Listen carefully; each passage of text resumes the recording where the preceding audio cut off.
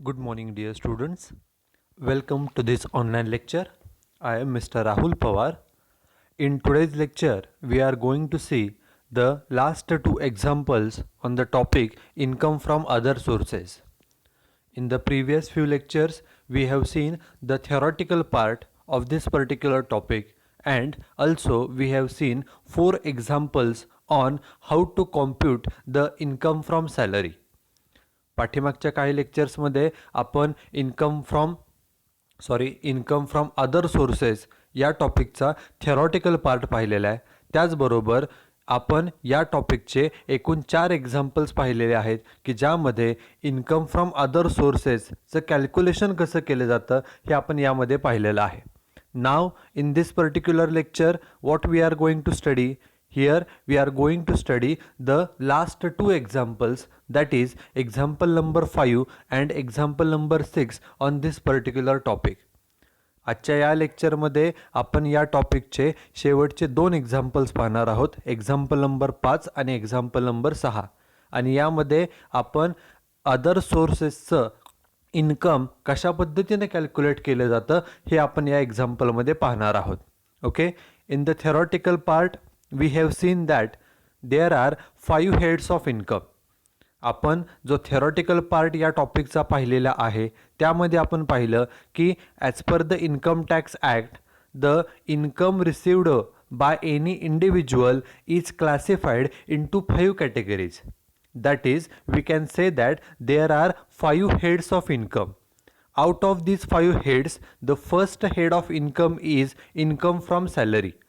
या हेडमध्ये ज्या व्यक्तीला पगार मिळतो तो व्यक्ती गव्हर्नमेंट एम्प्लॉई असू, प्रायव्हेट असू, परमनंट असू किंवा टेम्पररी असू, any individual getting the income bye doing any job, then the income received from that job is taxable और is calculated under the head income from salary. कोणत्याही एखाद्या individual व्यक्तीला नोकरी करून जर काय मानधन मिळत असेल, पगार मिळत असेल, तर त्या व्यक्तीचा वर्षभराचा पगार हा इन्कम फ्रॉम सॅलरी या हेड अंतर्गत टॅक्सेबल होतो. This is first head of income. Then the second head of income is income from house property. House means घर. Okay, basically there are 2 types of house properties. First one is self occupied house आणि second one is let out house. जर एखाद्या व्यक्तीचं स्वतःच्या नावावरती स्वतःच्या मालकीचं घर असेल तर त्या घराचं जे उत्पन्न आहे ते उत्पन्न इन्कम फ्रॉम हाऊस प्रॉपर्टी या हेड अंतर्गत कॅल्क्युलेट केलं जातं. This is second head of income. Then the third head of income is income from business and profession. Okay, business म्हणजे व्यवसाय किंवा प्रोफेशन. एखाद्या व्यक्तीचं एखादा छोटा मोठा व्यवसाय असेल किंवा त्याचं एखादं प्रोफेशन असेल, तो व्यक्ती डॉक्टर असेल, वकील असेल, इंजिनियर असेल, आर्किटेक्ट असेल, हे प्रोफेशन असेल, किंवा एखाद्याचा बिझनेस असेल तर या बिझनेसचं इन्कम किंवा प्रोफेशनचं इन्कम हे income from business and profession या हेड अंतर्गत कॅल्क्युलेट केलं जातं. This is the third head of income. Okay, the fourth head of income is capital gain. Gain means फायदा and capital gain means asset विकून झालेला फायदा. Okay, एखाद्या individual व्यक्तीने वर्षभरामध्ये जर एखादी असेट विकली आणि असेट विकून जर काय फायदा झाला तर त्या फायद्याला कॅपिटल गेन असं म्हटलं जातं. This is the fourth head of income. And last head of income is income from other sources. जो आपला टॉपिक आहे इन्कम फ्रॉम अदर सोर्सेस, या हेडमध्ये कोणते इन्कम येतात तर all those incomes which cannot be included और which are not covered in the first 4 head of income are included in this 5th head of income. असे काही incomes असतात की काही इन्कम हे पहिल्या 4 हेड्समध्ये म्हणजे salary, house property, business profession किंवा कॅपिटल गेन या 4 हेड्समध्ये ते येऊ शकत नाहीत. असे सर्व इन्कम या 5व्या म्हणजेच इन्कम फ्रॉम अदर सोर्सेस या हेड अंतर्गत ते इन्क्लूड केले जातात. Okay, so the last head of income is income from other sources and therefore this head of income is called as a residual head. याला residual head का म्हणतात? कारण राहिलेले सर्व इन्कम्स हे याच हेड अंतर्गत हे इन्क्लूड केले जातात. Okay, this is the head income from other sources. And now in this particular lecture we are going to study the two examples on computing the income from other sources. Okay, so let's start with this example. This is example number 5 and 6, and we know that for solving or for calculating income from other sources we need to understand the rules of grossing up. First of all, we should know what is the meaning of gross interest, what is net interest, and what is the process of grossing up. We have studied this process in the previous lectures also, but as this is a last example on this particular topic, we should revise these rules of grossing up. Okay, read the rules. The first sentence is, in case the net interest received on securities is given in the example. आपल्याला जे example दिलं जातं त्या एक्झाम्पलमध्ये जर net इंटरेस्टची amount दिली असेल, net interest म्हणजे काय, तर ग्रॉस इंटरेस्टमधून TDS म्हणजेच टॅक्स वजा करून मग राहिलेला जर इंटरेस्ट पेड केला असेल तर त्याला नेट इंटरेस्ट असं म्हटलं जातं. आणि आपल्या एक्झाम्पलमध्ये जर हा नेट इंटरेस्ट दिला असेल तर it should be converted in to gross interest and it should be included in the total income of the individual under the head income from other sources. Okay, जर आपल्याला एक्झाम्पलमध्ये इंटरेस्टची रक्कम ही जर नेट आहे असं जर सांगितलं, नेट इंटरेस्ट दिला असेल तर त्याचं कन्व्हर्जन आपल्याला ग्रॉस इंटरेस्टमध्ये करावं लागतं. आणि ग्रॉस इंटरेस्टमध्ये करून मगच तो ग्रॉस इंटरेस्ट, मगच ते इन्कम हे अदर सोर्सेसचं इन्कम म्हणून दाखवून इन्कम हे कॅल्क्युलेट केलं जातं. हे ग्रॉस इन्कम कॅल्क्युलेट करणं महत्त्वाचं काय आहे, कारण ग्रॉस इंटरेस्ट शोज और represents the correct income of assessee. Actually खरं इन्कम हे ग्रॉस इंटरेस्टच असतं, परंतु तो पेमेंट करण्यापूर्वी, त्या व्याजाचं पेमेंट करण्यापूर्वी त्यातून टॅक्स कट करून मग ते पेमेंट केलं जातं, त्यावर राहिलेलंच फक्त पेमेंट हे त्या व्यक्तीला मिळतं. त्यामुळे आपलं काम असतं की जर नेट इंटरेस्ट दिला असेल तर त्याचं कन्व्हर्जन ग्रॉस इंटरेस्टमध्ये करणं. आणि ही जी काय प्रक्रिया की ज्यामध्ये आपण नेट इंटरेस्टचं कन्व्हर्जन ग्रॉस इंटरेस्टमध्ये करतो, या प्रक्रियेला, या प्रोसेसलाच ग्रॉसिंग अप असं म्हणतात. काय सांगितले, the process of conversion of net interest in to gross interest is called as a grossing up. त्याला ग्रॉसिंग अप असं म्हटलं जातं. Okay, this is the concept of grossing up.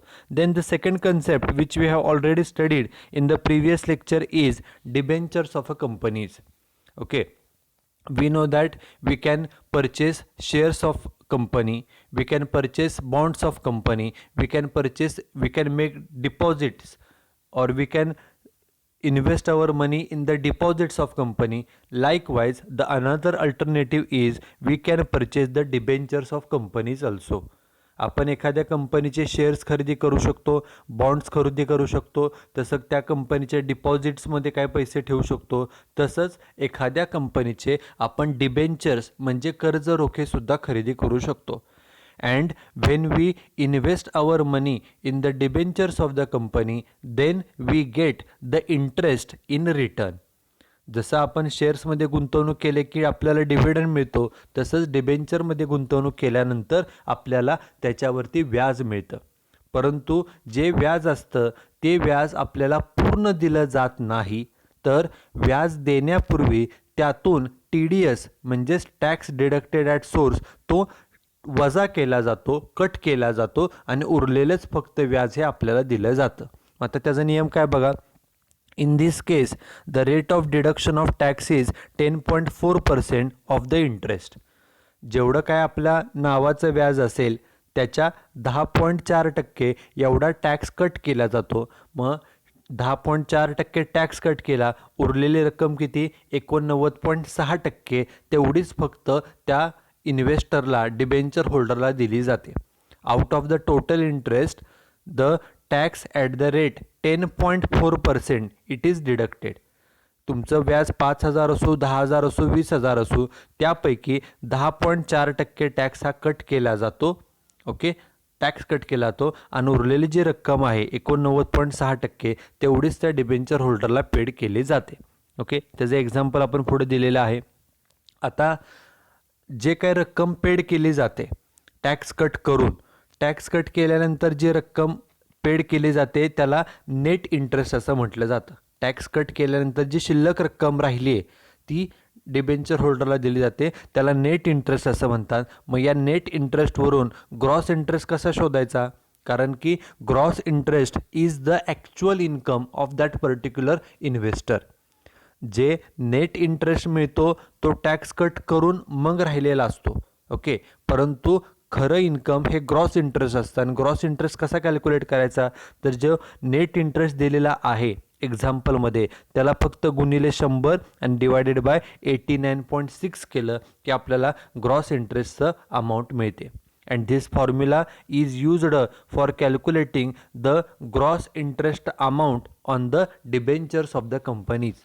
जर आपल्याला एक्झाम्पलमध्ये डिबेंचरमध्ये इन्व्हेस्टमेंट केलेली आहे असं सांगितलं आणि त्याच्यावरचं नेट इंटरेस्ट जर दिला असेल नेट इंटरेस्ट, तर त्या नेट इंटरेस्टचं कन्व्हर्जन ग्रॉस इंटरेस्टमध्ये करण्यासाठी त्या नेट इंटरेस्टला गुणिले 100 भागिले 89.6 केलं की आपल्याला ग्रॉस इंटरेस्टची अमाऊंट मिळते. This formula is important for the calculation purpose. Then second point is government securities. An individual can invest his money in the government securities. Government securities can be issued by state government, central government or foreign government. Okay. Government सिक्युरिटीमध्ये पैसे गुंतवले की त्याच्यावरती व्याज मिळतं. व्याज मिळालं किती ते टॅक्सेबलच आहे.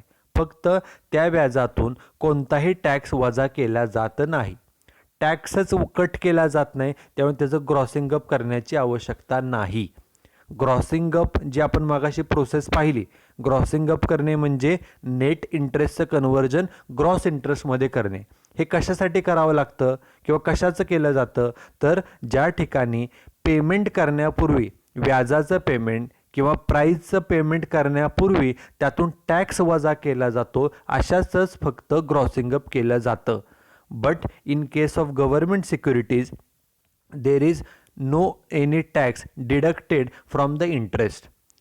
गव्हर्नमेंट सिक्युरिटीमध्ये पैसे गुंतवले असतील तर त्याच्या व्याजातून कोणताही टॅक्स वजा केला जात नाही, त्यामुळे त्याचं ग्रॉसिंग अप करावं लागत नाही. दिस इज रूल नंबर 2 और point number 2. And last point is winning from lottery. If any individual wins the lottery prize, if any individual wins the horse race or crossword puzzle or any game show. कोणताही एखाद्या व्यक्तीला समजा लॉटरीचं बक्षीस मिळालं, horse रेसिंगमध्ये त्याचा number आला, किंवा एखादी पझल सोडवून त्याला बक्षीस मिळालं, किंवा एखाद्या गेम शोचं त्याला बक्षीस मिळालं असेल, तर त्याचं जे काय प्राईज आहे, बक्षीस आहे, ते बक्षीस त्याला सर्व रक्कम दिली जात नाही. त्या रकमेपैकी 31.2% किती 31.2% एवढा टॅक्स हा वजा केला जातो. एवढा टॅक्सचा जास्त रेट आहे. मग जी उरलेली रक्कम आहे टॅक्स वजा करून, तेवढीच फक्त शिल्लक रक्कम ही त्या विनरला, जो कोण जिंकणार आहे, त्याला पेड केले जाते. मग आता त्याचंसुद्धा त्यातून टॅक्स कट केलेला आहे आणि राहिलेलीच रक्कम फक्त पेड केली, त्यामुळे याचंसुद्धा ग्रॉसिंग अप करावं लागतं. मग ग्रॉसिंग अप कसं करायचं? ग्रॉस इन्कम कसं शोधायचं? नेट इन्कम किती दिलं ते आपल्याला एक्झाम्पलमध्ये दिलेलं असतं की त्या व्यक्तीला ॲक्च्युअली प्राईज किती पेड केलं, त्याला गुणिले 100 करा आणि डिवायडेड बाय 68.8. हे 68.8 कसं आलं? तर 100 मधून मायनस टॅक्स किती कट केला तो 31.2. 100तनं 31.2 गेले, राहिले किती? तर ते 68.8. ओके, त्यामुळे एखाद्या व्यक्तीला जर असं लॉटरी प्राईज किंवा त्याला हॉर्स रेसिंगमधून पैसे काय त्याला मिळाले असतील, किंवा त्याला गेम शोतून काय पैसे मिळाले असतील, तर त्याचं ग्रॉसिंग अप करण्याचा हा फॉर्म्युला आहे. These are the 2 formulas which are used for doing conversion of net income into the gross income. Okay, these are the formulas. Now we will start with the example number 5. Read the example carefully. Miss Preeti gives following information of her income. आपल्याला direct income दिलेले आहेत, आपल्याला investment वगैरे सांगितलेलं नाही. Directly we are given the incomes received by this particular individual for the previous year. Compute her income from other sources for assessment year 21-22. Okay, व्यक्तीचं नाव आहे मिस प्रीती आणि त्यांचं आपल्याला income from other source calculation करायचं आहे. So first of all we should write her name miss Preeti. on the first line at the center. This is first. After that, what we are asked to do here, we are asked to calculate income from other sources, so it should be mentioned on the second line that we are computing the income from other sources. आपण other सोर्सचं income calculate करत आहोत हे second लाईनला mention करायचं. And on the third line we should mention the assessment year. Assessment year is 21-22. It should be mentioned on the third line. Okay, as we have seen in the previous 4 examples that before starting to calculate the income from other sources, we have to mention these 3 points. First, we have to mention the name of person whose income we are calculating. आपण कोणत्या व्यक्तीचे income calculate करतोय ते mention करावं लागतं. On the second line we have to mention which income we are calculating. आपण salary income calculate करतोय, house property income calculate करतोय, बिझनेस प्रोफेशनचं, कॅपिटल गेनचं का अदर सोर्सचं हे मेन्शन करावं लागतं. And on the third line we have to mention the assessment year for which we are calculating the income. Okay, these are the 3 points which we have to mention before starting to calculate the income from other sources. Now, after mentioning these 3 points, now we have to draw the format for computing income from other sources. And the format includes 3 columns. First column is particulars, second one is amount in rupees, and third column is also amount in rupees. These are the 3 columns which we have to draw. Okay, and after drawing these 3 columns, now we can start with the example. Okay, first point. Okay, in this example there are how many points? There are 8 points and 3 adjustments. Okay, 8 points and 3 adjustment. The first point is dividend on equity shares rupees 600. Okay, equity शेअर्समध्ये गुंतवणूक केलेली होती, त्याच्यावरती dividend मिळाला 600 रुपये. आता आपल्याला माहिती आहे की डिव्हिडंड जो मिळतो तो शेअर्सवरती मिळतो आणि नियम काय आहे की इंडियन कंपनीकडून, भारतीय कंपनीकडून जर आपल्याला डिव्हिडंड मिळाला, तो इक्विटी शेअर्सचा डिव्हिडंड असू किंवा प्रेफरन्स शेअरचा डिव्हिडंड असू, dividend received from Indian company is totally exempt. तो पूर्णपणे माफ असतो, त्याच्यावर टॅक्स द्यावा लागत नाही. त्यामुळे फक्त नाव लिहायचं डिव्हिडंड ऑन इक्विटी शेअर आणि अमाऊंट कॉलममध्ये एक्झम्प्ट. ते इन्कम कन्सिडर केलं जात नाही, त्याच्यावर टॅक्स द्यावा लागत नाही, कारण ते एक्झम्प्टेड इन्कम आहे. कोणकोणती इन्कम्स एक्झम्प्टेड आहे ते आपण पुढच्या लेक्चरमध्ये देखील पाहणार आहोत. हे पूर्णपणे एक्झम्प्ट आहे, त्यामुळं ते येणार नाही. अमाऊंट कॉलममध्ये फक्त एक्झम्प्ट शब्द लिहायचा. तसंच दुसरं पण आहे dividend on preference shares rupees 3000. Preference शेअर्समध्ये गुंतवणूक केली, त्याच्यावरती डिव्हिडंड मिळाला. डिव्हिडंड आता इथं कुठेही मेन्शन केलं नाही की डिव्हिडंड कुणाकडून मिळालेला आहे. नॉर्मली जर तो फॉरेनची कंपनी असेल तर मेन्शन केलं जातं. काहीच मेन्शन केलं नसेल, जसं इथं फक्त सांगितलं dividend received on equity shares, dividend received on preference shares, काहीच सांगितलं नसेल तर आपण अझ्युम करायचं की it is received from the Indian company.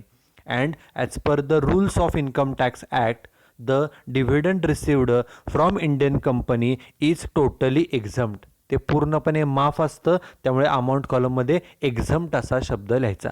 हे पूर्णपणे माफ आहे, पूर्णपणे एक्झम्प्ट आहे. ओके, त्यामुळे ते टॅक्सेबल नाही, तेव्हा अमाऊंट कॉलममध्ये एक्झम्प्ट असं लिहिलं. त्याच्यानंतर पुढचं इन्कम आहे third, income from letting on hire of building and machinery. Hire म्हणजे भाड्याने देणे. काय काय भाड्याने दिले तर मशिनरी आणि बिल्डिंग, आणि त्यातून भाडं किती मिळालं अंडर द कंपोजिट लीज, एकत्रपणे ते भाड्याने दिलेलं आहे. बिल्डिंग आणि मशिनरी दोन्ही मिळून एकत्र. ओके, आणि त्याचं भाडं मिळालं किती तर 25,000 रुपये भाडं मिळालं. आता हे मिळालेलं इन्कम आहे 25,000 रुपये, हे आपण अदर सोर्समध्ये दाखवतो. आणि त्याचबरोबर बघा एक्झाम्पलमध्ये पुढे एक सांगितलेलं आहे, 2 त्याचे डिडक्शन दिलेले आहेत. ते आपण अगोदर इन्कम लिहूया. इन्कम किती मिळाले तर 25,000 रुपये. बघा नाव लिहिलं income from letting on hire building and machinery, income आहे 25,000. आता त्या 25,000पैकी खाली एक्झाम्पलमध्ये काही डिडक्शन्स आहेत या इन्कमशी रिलेटेड. हे जे काही इन्कम आहे की बिल्डिंग आणि मशिनरी भाड्यानं दिली, त्याचं 25,000 भाडं मिळालं. आता हे इन्कम आहे, त्यातून त्याचा खर्च वजा करायचा. 2 खर्च आहेत बघा, depreciation on building and machinery 5,000 त्याच्याशी रिलेटेड खर्च आहे, आणि fire insurance of this building and machinery 500. 5,000 आणि 500 हे ह्या 2 इन्कमशी रिलेटेड खर्च आहेत. ते त्यातून वजा केले त्या इन्कममधून डेप्रिसिएशन 5,000 आणि फायर इन्शुरन्स 500 म्हणजे 25,000 इन्कममधून 500 वजा केले, वजाबाकी बाहेर किती राहिली तर 19,500. ओके, जे इन्कम आहे ते घ्यायचं, त्यातून त्याचा जो खर्च आहे तो वजा करायचा. ओके, हे झालं पुढचं इन्कम. त्यानंतर फोर्थ इन्कम आहे interest from bank deposit saving bank account ₹4,000. बँकेमध्ये अकाउंट आहे, त्याच्यावरती 4,000 व्याज मिळालं, ते टॅक्सेबल असतं. फक्त पोस्ट ऑफिसचं मात्र ते माफ होतं, हे टॅक्सेबल आहे. किती व्याज मिळाले तर ₹4,000. हे income interest on bank deposit amount किती तर ₹4,000. त्याच्यानंतर डायरेक्टर फी रिसिवड 2,000. त्याच्यावर देखील आपण काय ॲडजस्टमेंट करत नाही, जेवढे इन्कम मिळाले ते सर्व टॅक्सेबल. डायरेक्टर फी रिसिवड किती ₹2,000. त्याच्यानंतर ग्राउंड रेंट रिसिवड 1,000. मोकळी जागेचं भाडं मिळालं, हे पण अदर सोर्सचं इन्कम दाखवतो as it is. Ground rent received ₹1,000. त्याच्यानंतर इन्कम फ्रॉम अनडिस्क्लोज्ड सोर्स 15,000. एखादं इन्कम कोणत्या मार्गाने मिळालं आहे हे जर सांगता येत नसेल तर त्याला इन्कम फ्रॉम अनडिस्क्लोज्ड सोर्स म्हणतात. ते 15,000 आहे, ते पण आपण अदर सोर्सला ॲज इट इज दाखवतो. Income from undisclosed source amount किती तर ₹15,000. आणि शेवटचं आहे त्याला ग्रॉसिंग अप करायचं आहे. Winning from lottery amount 13,760. Lottery prize मिळालं 13,760 एवढी रक्कम, आणि कंसात दिली आहे बघा नेट अमाऊंट आहे. ओके, मग नेट अमाऊंट जेव्हा दिलेली असते तेव्हा त्याचं आपल्याला ग्रॉसिंग अप करावं लागतं. कसं करायचं, पहिल्यांदा मिळाले किती रक्कम 13,760, पहिल्यांदा ती लिहायची बघा. विनिंग फ्रॉम लॉटरी कंसामध्ये कॅल्क्युलेशन बघा, मिळालेली रक्कम 13,760. आता आपण फॉर्म्युला काय बघितलेला बघा लॉटरीसाठी फॉर्म्युला किती इन्कम मिळालं ते आपण आत्ताच घेतले, त्याला गुणिले 100 भागिले 68.8 फक्त करायचं. बघा गुणिले 100 भागिले 68.8 केलं, 13,760ला गुणिले 100 भागिले 68.8 अमाऊंट किती झाली तर त्याची ₹20,000. म्हणजे ॲक्च्युली 20,000ची लॉटरीचं बक्षीस मिळालं आहे, पण त्यातून टॅक्स कट करून त्या व्यक्तीला फक्त 13,760च दिले. जेवढे ॲक्च्युअल दिले त्याला नेट इन्कम म्हणतो आपण, आणि त्याचं कन्व्हर्जन आपण अशा प्रकारे ग्रॉस इन्कममध्ये केलेलं आहे. ओके, या प्रकारे ग्रॉसिंग अप हे लॉटरी प्राईजचं केलं जातं. बघा फर्स्ट स्लाईडचे 8चे 8 पॉईंट झालेत. नेक्स्ट स्लाईडमध्ये काय सांगितलं आहे, following deductions are claimed by her. 3 deductions claim केल्या, त्यातली बी आणि सी झालेली आहे. फक्त ए बघा, collection charges of dividend ₹50. ₹50 dividend collect करण्याचा खर्च आला. आता हा खर्च कशाशी रिलेटेड आहे, डिव्हिडंडशी रिलेटेड आहे. आणि आपण पहिल्या 2मध्येच बघा डिव्हिडंड जो मिळालेला होता, इक्विटी शेअर्स आणि प्रेफरन्स शेअर्स होती, तो दोन्हीसुद्धा माफ आहे. कारण नियम आहे की भारतीय कंपनीकडून इंडियन कंपनीकडून डिव्हिडंड मिळाला तर तो माफ असतो, एक्झम्प्ट असतो. बरोबर, मग आता ते इन्कमच आपण शून्य दाखवले, एक्झम्प्ट म्हणजे शून्य दाखवले, त्यामुळे त्याचा जो काही खर्च आला कलेक्शनचा ₹50 तो खर्च आपल्याला दाखवता येत नाही. ओके, जर ते आपण इन्कम दाखवलं असतं, जसं मगाशी आपण बिल्डिंग रेंटवरती दिली, मशिनरी रेंटवर दिली, त्याचं 25,000 इन्कम दाखवलं तर त्याचा खर्च त्यातून वजा करता येतो. परंतु डिव्हिडंड जो आहे, डिव्हिडंडचं इन्कम आपण एक्झम्प्ट दाखवले, शून्य दाखवले, त्यामुळे त्याच्यातून तो जो काही खर्च आहे कलेक्शनचा किती रुपये ₹50, तो खर्च त्याच्यामधून वजा करता येत नाही. त्यामुळे जरी तो दिलेला असला तरी तो आपल्याला इथे दाखवता येणार नाही. ओके, सर्व पॉईंट झाले. आउटर कॉलम जो अमाऊंटचा आहे त्याची फक्त बेरीज करा. बेरीज किती येते बघा, तर अमाऊंट आउटर कॉलमला किती अमाऊंट आहेत, पहिल्या अमाऊंट आहे 19,500, 4,000, 2,000, 1,000, 15,000 आणि 20,000. रेश सोडून बेरीज केली, बेरीज आली किती 61,500. त्याला नाव दिलं income from other sources. Okay, so in this example we calculated the income from other sources of this particular person. या व्यक्तीचं नाव काय सांगितलं आहे, व्यक्तीचं नाव होतं मिस प्रीती. त्यांचे आपल्याला जे काही 8 इन्कम आणि 3 ॲडजस्टमेंट दिलेल्या होत्या त्याच्यावरून आपण त्यांचं एकूण या अदर सोर्सचं इन्कम कॅल्क्युलेट केलं, आणि ते किती आलं तर 61,500. आणि या एक्झाम्पलमध्ये आपण लॉटरी प्राईजचं ग्रॉसिंग अप कसं केलं जातं हे ह्या एक्झाम्पलमध्ये आपण शिकलेलो आहोत. त्याचबरोबर जो डिव्हिडंड आहे, इंडियन कंपनीकडून मिळालेला डिव्हिडंड तो एक्झम्प्ट असतो, हे देखील आपण या एक्झाम्पलमध्ये पाहिलं. तसंच एखाद्या व्यक्तीने मशिनरी बिल्डिंग ही जर कॉम्पोजिट पद्धतीनं एकत्र पद्धतीनं रेंटवर दिली असेल आणि त्याचा काय खर्च असेल तर त्याचं नेट इन्कम कसं फाइंड आउट केलं जातं, ॲक्च्युअल इन्कम, हे सुद्धा आपण या एक्झाम्पलमध्ये पाहिलेलं आहे. This is example number 5. Now the last example on this particular topic, that is example number 6. Okay, read the example carefully. Mr. Subhash Joshi is a member of parliament. Okay, व्यक्तीचं नाव mister Subhash Joshi आहे आणि ही व्यक्ती member of parliament आहे, म्हणजे खासदार आहे. Okay, he provides you the following details of his income for the previous year. आपल्याला त्यांचे डायरेक्ट इन्कम दिलेले आहेत की या व्यक्तीला, हे जे खासदार व्यक्ती आहेत यांना गेल्या वर्षी काय काय इन्कम मिळाले. आणि याच्यावरून शेवटी काय सांगितलं बघा, लास्ट पॉईंट आहे की compute his income from other source for assessment year 21-22. मग पहिल्यांदा आपण व्यक्तीचं नाव बघूया. व्यक्तीचं नाव आहे Subhash Joshi. His name should be written on the first line at the centre, mister Subhash Joshi. This is the first point. Then second point is which income we have to calculate, income from other sources. It should be mentioned on the second line, computation of income from other sources. This is second point. And the third point is the assessment year. Assessment year किती आहे तर 21-22. Okay, these are the 3 points which we have to mention before starting to calculate the income from other sources. Other सोर्सेसचं income calculate करण्यापूर्वी आपल्याला 3 गोष्टी mention कराव्या लागतात. पहिलं म्हणजे व्यक्तीचं नाव, दुसरं म्हणजे कोणते इन्कम आपण कॅल्क्युलेट करतोय आणि त्याचं assessment year. And after mentioning these 3 points, नाव we have to draw the format. Format includes 3 columns, particulars, amount and amount, but the 2 amount columns are for our own convenience. आपण एक amount column draw केला तरी चालतो. Inner कॉलमला आपण जर रिक्वायरमेंटप्रमाणे अमाऊंटही लिहू शकतो. This is the format for computing the income from other sources. After drawing this format, now we can start with the actual calculation. जे पॉईंट्स दिले त्याचं आपण आता ॲक्च्युअल कॅल्क्युलेशन करू शकतो. बघा, पहिला पॉईंट काय, he has received a salary of ₹10,000 per month as a member of parliament. या व्यक्तीला दर महिन्याला 10,000 पगार मिळालेला आहे, सॅलरी.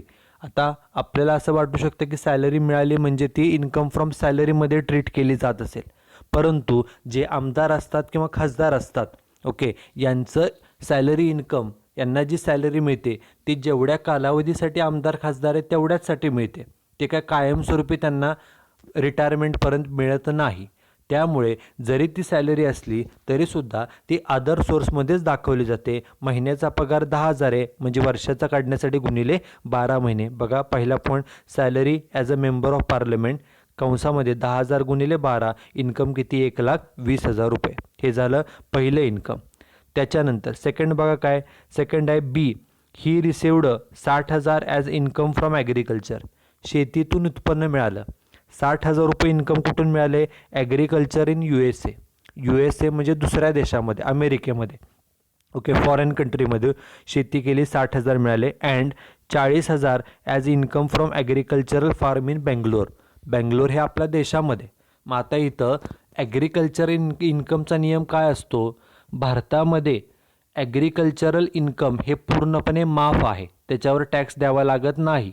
ओके, पण फॉरेनमध्ये जर तुम्ही शेती करून उत्पन्न मिळवलं असेल तर ते टॅक्सेबल आहे. मग इथं भारतातलं इन्कम किती आहे, 40,000, ते माफ होईल. आणि USA म्हणजे United states of America, foreign country आली, तिथलं इन्कम किती आहे, 60,000. त्यामुळे जे फॉरेनचं इन्कम आहे 60,000 तेवढं फक्त होणार टॅक्सेबल. बघा, दुसरा पॉईंट, ॲग्रिकल्चर इन्कम USA, फॉरेनचं जे आहे 60,000 ते टॅक्सेबल, आणि इंडियामधलं आहे बेंगलोरमधलं ते पूर्णपणे एक्झम्प्ट.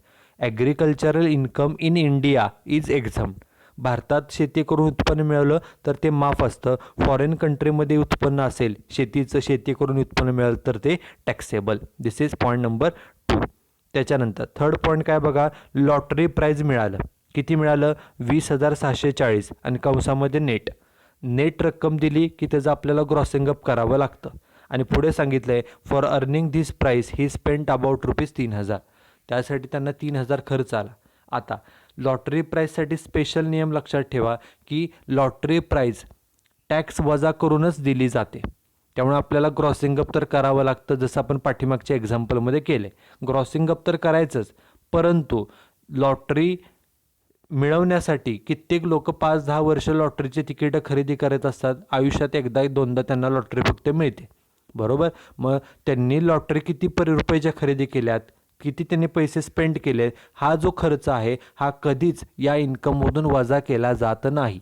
त्या व्यक्तीनं पहिल्यांदा लॉटरी खरेदी करू नाही तर 1000 वेळेला खरेदी करू, जो काय खर्च आहे तो त्यातून वजा केला जात नाही. फक्त लॉटरी प्राईजचं इन्कम किती तेवढंच इन्कम दाखवलं जातं, त्यातून लॉटरीचा खरेदीचा खर्च वजा केला जात नाही. हा इन्कम टॅक्सचा नियम आहे. त्यामुळं आपलं एकच काम आहे, किती इन्कम मिळाले 20,640, त्याला फक्त ग्रॉसिंग अप करायचं. बघा, लॉटरी प्राईज रिसिवड ब्रॅकेटमध्ये कॅल्क्युलेशन 20,640 आणि आपण पाठीमागच्या एक्झाम्पलमध्ये सुद्धा फॉर्म्युला पाहिलेला आहे की फॉर्म्युला काय, तर त्याला गुणिले 100 आणि गुणिले 100 भागिले 68.8 फक्त करायचं. मग बघा, इथं गुणिले 100 केलं आणि भागिले 68.8 म्हणजे अमाऊंट किती झाली, तर ती झाली 30,000 रुपये. म्हणजे लॉटरी खरी 30,000चे बक्षीस मिळालं, पण टॅक्स कट करून फक्त 20,640च पेड केले, एवढीच नेट रक्कम दिली. त्याचं आपण कन्व्हर्जन ग्रॉस अमाऊंटमध्ये केलं, ते 30,000 रुपये एवढं आलेलं आहे. This is point number 3. 3 point झाले. चौथा पॉईंट बघा, rent from subletting a flat in Pune. Flat sublet केला. सबलेट करणे म्हणजे काय, एखाद्या फ्लॅटमध्ये जर भाडेकरू राहत असेल, तो भाडेकरूच आहे, टेनंट आहे. त्या टेनंटने अजून एखादा भाडेकरू तिथं ठेवला, ओके, ते दोघं पण तिथं राहत असतील आणि त्या दुसरा जो नवीन टेनंट ठेवलेला आहे, ओके, त्याच्याकडून काय भाडं घेतलं, भाडं मिळालं, ही इन्कम आहे. असं इन्कम किती मिळाले, 1,25,000. इन्कम मिळालं 1,25,000. ओके, भाडेकरून पुन्हा दुसरा भाडेकरू ठेवला तर त्याला सबलेट करणं असं म्हणतात. त्यातून भाडे मिळाले 1,25,000 आणि पुढं म्हणले रेंट पेड टू लँडलॉर्ड. घराच्या मालकाला ॲक्च्युअल भाडं किती दिलं, फक्त 50,000. म्हणजे मिळवले 1,25,000 सबलेटिंगमधून आणि ओरिजिनल ओनरला फक्त 50,000 दिले. मग इन्कम 1,25,000, त्यातनं 50,000 पेड केलेले वजा करायचे, म्हणजे राहिलेलं ॲक्च्युअल त्या व्यक्तीचं नेट इन्कम. ओके, लिहिण्याची पद्धत बघा, रेंट फ्रॉम सबलेटिंग फ्लॅट 1,25,000 मिळाले, त्यातून मालकाला किती पेड केले ते वजा केलं, म्हणजे या व्यक्तीला नेट रक्कम किती मिळाली, तर 75,000. ओके, ॲक्च्युअली सबलेट करणं हे कायद्याप्रमाणे इल्लिगल असतं, कारण तुम्ही त्याचे ओनर नाही, तुम्हीच तिथं भाडेकरू म्हणून राहताय आणि तुम्ही भाडेकरू आहात, तुम्ही ओनरला भाडं दिलं पाहिजे. तसं तुम्ही ओनरला भाडं देताय 50,000, पण तुम्ही काय केलं, स्वतः भाडेकरू असून देखील तुम्ही तिथं अजून एखादा भाडेकरूला राहण्याची सोय करून दिली आणि त्याच्याकडून हे एवढं इन्कम मिळवलेलं आहे. मग इन्कम मिळालं किती ते घ्या, त्यातून तुमचा खर्च तो वजा करा, राहिलेलं जे असेल ते नेट इन्कम हे टॅक्सेबल आहे. त्याच्यानंतर पुढचा पॉईंट बघा, point number E, dividend received. डिव्हिडंड मिळाला on shares from Reliance company, Infosys company. आता साधा सोपा नियम आहे, Infosys company, Reliance company both are Indian company. आणि इन्कम टॅक्सचा नियम काय सांगतो, इंडियन कंपनीकडून डिव्हिडंड मिळाला तो पूर्णपणे एक्झम्प्ट असतो, ती कंपनी लिस्टेड असो अनलिस्टेड असो. ओके, डिव्हिडंड मिळाला इंडियन कंपनीकडून तर तो एक्झम्प्ट असतो. त्यामुळे बघा, डिव्हिडंड रिसिवड रिलायन्स असेल, इन्फोसिस असेल, ते पूर्णपणे काय आहे, तर एक्झम्प्ट आहे, त्याच्यावर टॅक्स द्यावा लागत नाही. त्याच्यानंतर amount received from LIC on maturity 2.5 lakh. LICकडून लाईफ इन्शुरन्स कंपनीकडून पॉलिसीची रक्कम मिळाली 2.5 लाख रुपये. मॅच्युरिटी, पॉलिसीची मुदत संपल्यावर त्याचे 2.5 लाख रुपये मिळाले. आता LICकडून जे पैसे मिळतात ते देखील पूर्णपणे एक्झम्प्ट असतात, ते देखील एक्झम्प्टेड इन्कममध्येच येतं. त्यावर नाव लिहिलं आणि अमाऊंट कॉलममध्ये एक्झम्प्ट. ओके, नेक्स्ट लेक्चरमध्ये एक्झम्प्टेड इन्कम कोणते ते देखील आपण यामध्ये पाहणार आहोत. Okay, it is totally exempt. त्यानंतर next is interest on Indira Vikas Patra ₹30,000. व्याज मिळालं 30,000 रुपये. आता इंदिरा विकास पत्र हे देखील सेंट्रल गव्हर्नमेंटची स्कीम आहे, बट त्याच्यावरचं व्याज हे पूर्णपणे टॅक्सेबल आहे. किती व्याज मिळाले, 30,000, ते पूर्णपणे ॲज इट इज द्यायचं टॅक्सेबल. बघा, इंटरेस्ट ऑन विकासपत्र, इंदिरा विकासपत्र किती, 30,000 रुपये. त्याचं ग्रॉसिंग अप केलं जात नाही, कारण ते गव्हर्नमेंट सिक्युरिटी आहे, त्यामुळे TDSच कट होत नाही, त्यामुळे ग्रॉसिंग अप करावं लागत नाही. त्यानंतर interest on NSC national saving certificate 5,000. हे पाठीमागच्या लेक्चरच्या एक्झाम्पलमध्ये सुद्धा होतं. तिसऱ्या चौथ्या एक्झाम्पलमध्ये नॅशनल सेव्हिंग सर्टिफिकेट्सवरती जे काय व्याज मिळतं ते इन्कम टॅक्सच्या नियमाप्रमाणे पूर्णपणे एक्झम्प्ट असतं, त्यामुळे अमाऊंट कॉलममध्ये एक्झम्प्ट लिहायचं. नॅशनल सेव्हिंग सर्टिफिकेटचं व्याज माफ आहे, LICची पॉलिसी अमाऊंट माफ असते, डिव्हिडंड ऑन शेअर्स माफ असतो, जसं मगाशी आलं ते ॲग्रिकल्चर इन्कम हे सुद्धा माफ असतं. काही इन्कम हे एक्झम्प्ट आहे, त्यामुळे अमाऊंट कॉलममध्ये फक्त एक्झम्प्ट लिहायचं. त्यानंतर dividend received from foreign company 20,000. आता इंडियन कंपनीचा डिव्हिडंड माफ आहे, मात्र फॉरेन कंपनीकडून मिळाला किती 20,000, तो पूर्णपणे टॅक्सेबल असतो. त्यावर नाव लिहिलं dividend from foreign company, amount किती तर 20,000 रुपये. फॉरेन कंपनीचा डिव्हिडंड हा पूर्णपणे माफ आहे. ओके, हे सर्व पॉईंट झाले. आता पुढचा शेवटची स्लाईड, इंटरेस्ट रिसिव्ड, व्याज मिळालं काय काय. पहिलं 9% चेन्नई पोर्ट ट्रस्ट बॉन्ड ₹50,000, म्हणजे 50,000 रुपयेची इन्व्हेस्टमेंट आहे आणि त्याच्या 9% व्याज मिळालं, 50,000च्या 9%. ओके, बघा नाव लिहिलं इंटरेस्ट रिसिव्ड, पहिलं 9% चेन्नई पोर्ट ट्रस्ट बॉन्ड्स ₹50,000. आता 50,000च्या 9% म्हणजे अमाऊंट किती 4,500. ओके, याचं देखील ग्रॉसिंग अप करावं लागत नाही. ग्रॉसिंग अप कशाचं करावं लागतं, lottery prize, game show prize किंवा पझलचं प्राईज असेल किंवा इंटरेस्ट ऑन डिबेंचर असेल, इंटरेस्ट असेल तर, जे पुढं आपल्याला दिलेलं आहे पुढच्या पॉईंटमध्ये. बघा 18% tax free debentures of Bajaj limited. Bajaj limited म्हणजे कंपनी आहे, त्यांच्याकडून तिथे इन्व्हेस्टमेंट किती केलेली 20,000. 20,000च्या 18% कॅल्क्युलेट करायचं, 20,000च्या 18%, आणि ते टॅक्स फ्री आहे, त्यामुळं त्याचं आपल्याला ग्रॉसिंग अप करावं लागणार. ओके, कंपनी आहे म्हटल्यावर ग्रॉसिंग अप करायचं. मग 20,000च्या 18% पहिल्यांदा कॅल्क्युलेट करावं लागेल.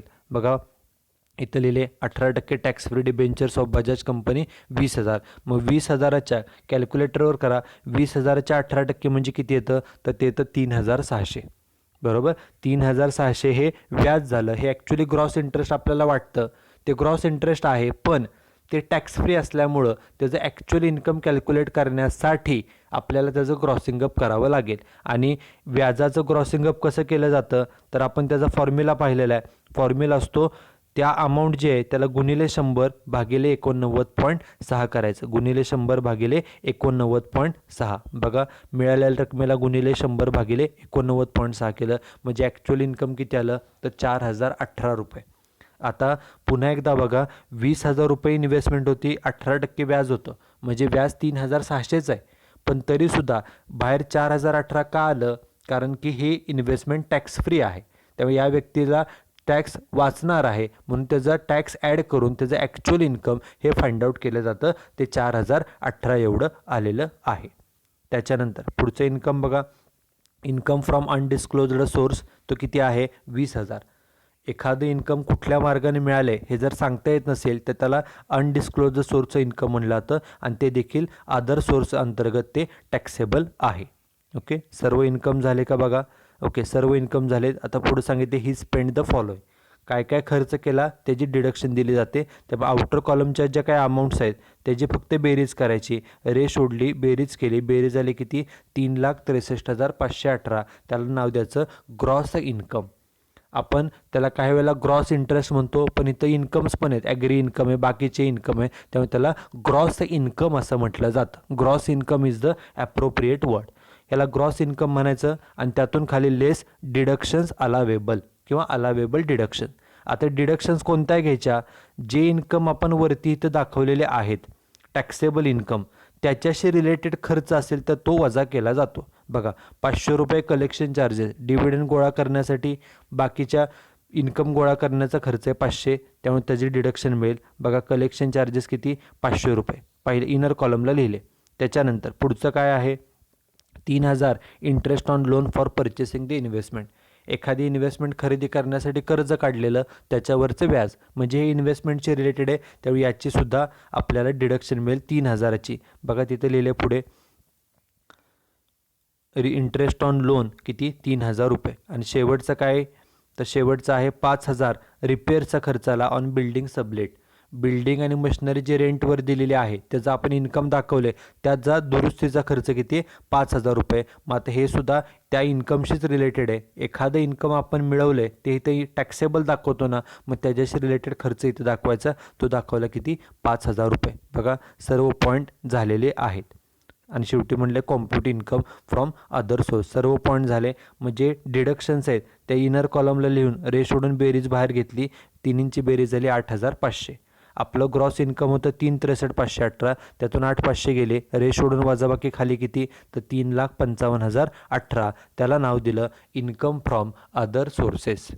ओके, ही जी व्यक्ती आहे व्यक्तीचं नाव काय होतं mister Subhash Joshi, who is a member of parliament. एक्झाम्पलमध्ये आपल्याला सांगितलेलं की ही व्यक्ती मेंबर ऑफ पार्लमेंट आहे, म्हणजे ही व्यक्ती खासदार आहे. त्यांना कोणकोणत्या मार्गाने इन्कम मिळालं ते आपल्याला दिलेलं, काही ॲडजस्टमेंट दिलेल्या, त्यावरून आपण या व्यक्तीचं taxable income under the head income from other source हे कॅल्क्युलेट केलं आणि ती इन्कम किती आलं, इन्कम आलं 3,55,018 रुपये.